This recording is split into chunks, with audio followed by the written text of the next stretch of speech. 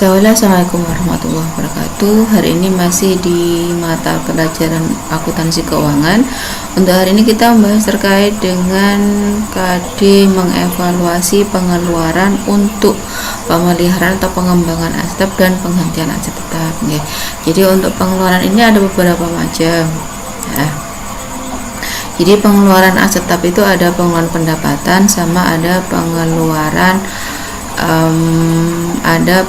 modal. Nah, untuk pendapatan itu pengeluaran yang memberikan manfaat pada saat terjadinya pengeluaran. Jadi misalnya, sekarang nyervis kendaraan, ya itu kan bebannya menjadi saat terjadinya. Jadi misalnya di sini yang masuk kelompok pengeluaran pendapatan adalah pengeluaran pemeliharaan sama pengeluaran reparasi. Contoh misalnya tanggal 10 bulan 2 2021 dilakukan pemeliharaan rutin kendaraan senilai misalnya 250.000. Maka ini di jurnal, karena ini kan pengeluaran di masa manfaatnya terjadi pada saat pengeluarannya itu pemeliharaan. Berarti nanti di jurnal di sini beban pemeliharaan, kemudian kreditnya kas, nilainya sebesar 250.000.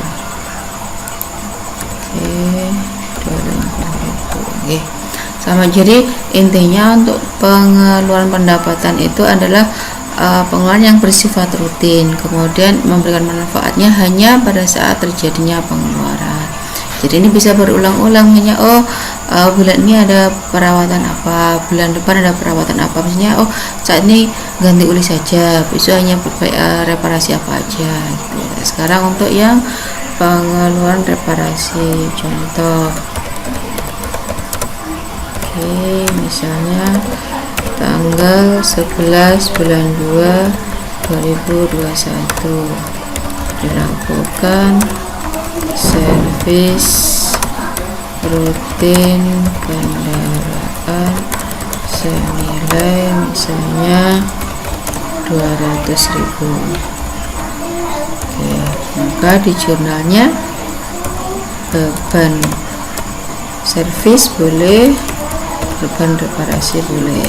Saya kasih senilai 200.000, kemudian kasnya juga sama 200.000. Nah, kemudian beda dengan yang pengeluaran modal. Jadi pengeluaran modal itu untuk masa manfaatnya atau memberikan manfaatnya lama. Jadi ini memberikan manfaatnya melebihi jangka waktu atau masa manfaatnya. Jadi misalnya gini. Jadi ternyata pada saat servis rutin dicek ternyata ada yang perlu mengganti. Nah, ini berarti kan nambahin masa manfaatnya. Jadi misalnya tadinya 5 tahun bisa lebih lama lagi. Nah, di sini untuk yang pengeluaran modal ada di sini adalah pengeluaran untuk mengganti komponen yang rusak. Jadi misalnya tadi ada komponen A ternyata rusak, dia harus diganti. Kalau nggak diganti kurang bisa digunakan atau bisa jadi malah tidak bisa digunakan. Nah, kemudian untuk penggantian ini, jika penggantian itu tidak menambah masa manfaatnya, maka jurnalnya misalnya gini, contoh masih tanggal hari ini 10 bulan 2 2021 dilakukan penggantian spare part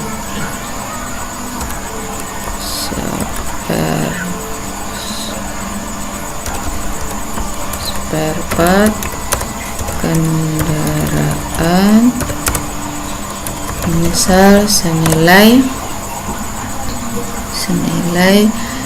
1.250.000. Oke.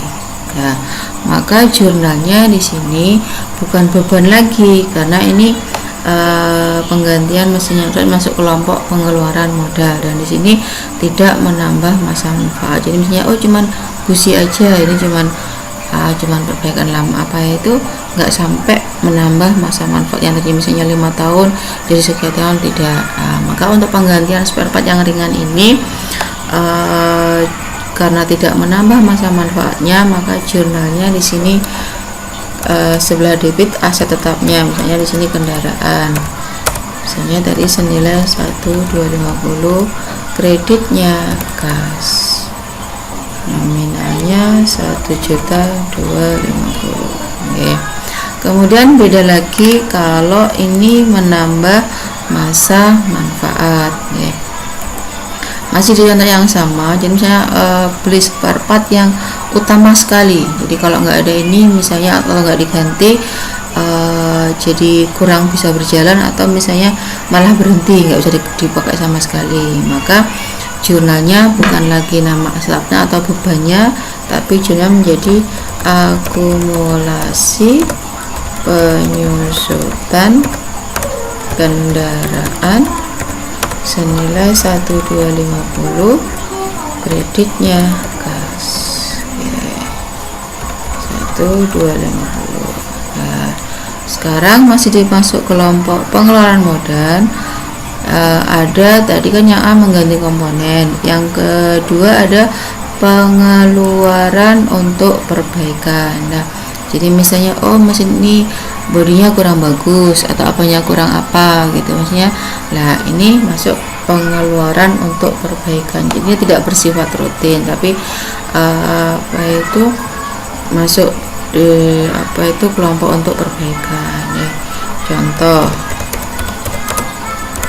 di sini masih di tanggal hari ini 10 bulan 2 2021 dilakukan perbaikan kendaraan dengan biaya senilai 800.000. Nah, maka jurnalnya sama seperti yang penggantian komponen tapi yang tidak menambah masa manfaat. Jadi jurnalnya di sini kendaraan senilai 800, kreditnya kas senilai sama 800.000. Oke. Kemudian untuk pengeluaran untuk penambahan, jadi misalnya ada rumah, kemudian supaya ini tambah bagus, misalnya ditambahi garasi, ditambahi apa. Nah, itu jurnalnya bukan beban tapi menambah aset tetap. Maka masih contoh yang sama, ya, misalnya di sini contohnya tanggalnya masih sama 10 bulan 2 2021. Di sini dilakukan